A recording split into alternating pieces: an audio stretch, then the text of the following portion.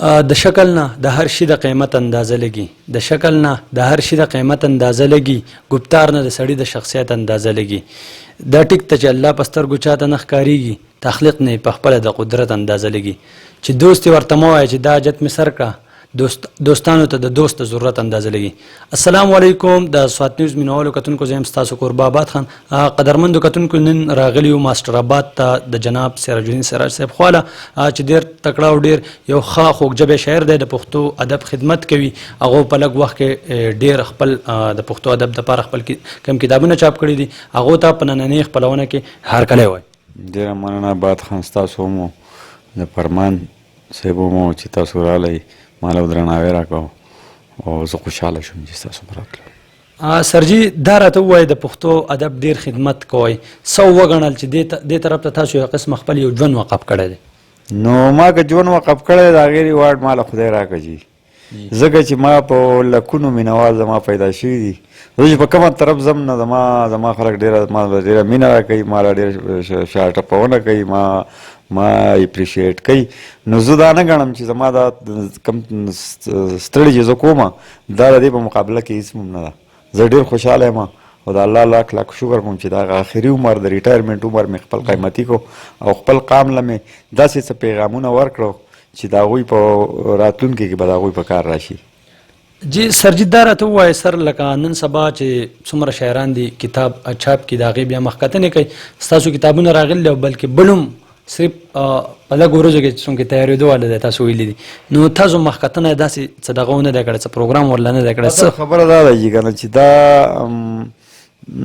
لکه کتابونه خو ما په 5 کاله کې 5 چاپ کړه که نه جي، او رالو خلکو خوښ کړو. نو زما لپاره دغه پوره ده که نه. لا خو داسې خبر تاسو کوئ لکه یو سړي چې زوی وشي او هر کال یې سالګیره کوي که نه، نو سالګیره دې ونیشي که نه. سالګیره د سړي د استطاعت نه یې دغه ستړو ته نه یې وزګار، نو زوی خو له خدای ورکړلی که نه. نو خبره دا ده چې لکه ما کریشن کړی دی او هغه خلکو ته رسېدلی دی، او دا اوس د ولس پراپرټي ده. دا زما د شاعري چې ده د ولس پراپرټي ده. زه په دې باندې فخر کوم. ولس چې چا سره شیر کوي، ولس چې چا سره ډسکس کوي، زما لپاره دا د ویاړ خبره ده. زه خوشحاله یم. مخکتنو ته نه یم وزګار، ډېرې ګرانې لانجې دي او دا نشم سرته رسولی. ډېره مننه سرجي.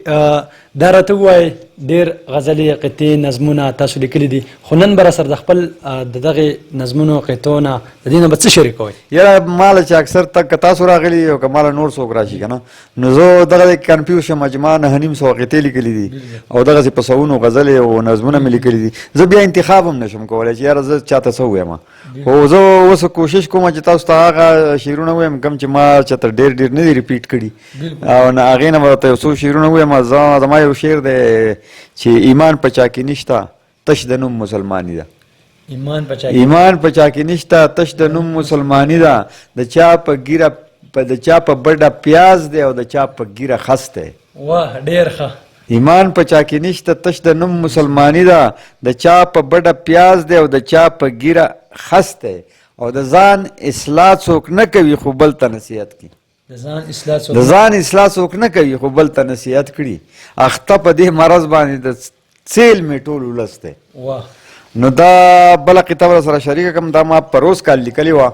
ما خیال دی ما بل خپل فیسبوک کتنه ما دا پروس کال په اپریل کې شیر کړې ده، او دا سږ کال په نورو رنګونو کې هم راله.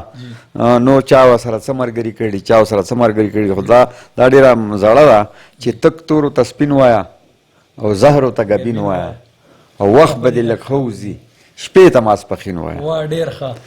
او بله قطعه زما چې ستاسو کور کې امن دی مزې کوئ. دا زما په داغونه مې خالونه چاپ ته.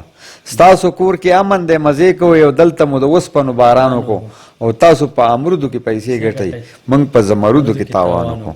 دغسې ما د ژوند په هره موضوع باندې قطعې لیکلي. ما د پښتون په موضوع لیکلي دي، ما رومان لیکلی دی، ما د پښتو په حواله باندې لیکل کړي دي. ما چې زما د قام ته څومره ستونزې پیښې دي په هره موضوع باندې ما قطعې لیکلي دي او غزلې مې لیکلي دي. نن به مینوالو ته څه ډالۍ کوئ؟ بل یو غزل دا لنډ بهر یو غزل به سره شریک کړم او هغه هم د دې حالاتو په تناظر کې دی. لکه موږ چې د کومو ستونزو سره مخ یو پښتون قام که نه او تیریږو او تیر شو. نو زه وایم صبر دی که وبنو صبر دی کوو بنو او سختی دی زغمو بنو او یو ځلې مرګ نه راځي هره ورځ مرو بنو او بله لاره نشته دی ژوند دی تیرو بنو او څوک رانه خبریږي نو چغې دي وهو بنو څوک رانه خبریږي نو چغې دي وهو بنو او ناس چې بېروزګاره یو سر دی ګرو بنو او غم د بل خوړی نه شو خپل غمونه خورو بنو او ختمه د روري وحدت ځان له زو بنو او ستړي شو سراجه نور خپل پیټ